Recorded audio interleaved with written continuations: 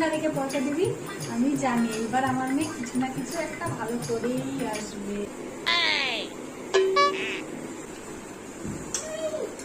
আরে মা, তুমি একদম টেনশন করো না, আজকে আমি এমন পরীক্ষা দিব সবাই দেখতে থাকবে।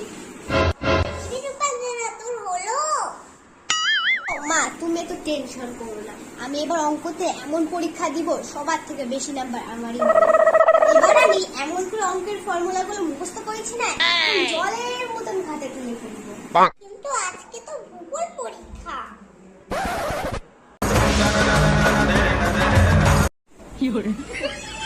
কালকে তো ভূগোল পরীক্ষা দিয়ে আসলাম, কিন্তু কালকে তো সায়েন্স পরীক্ষা ছিল।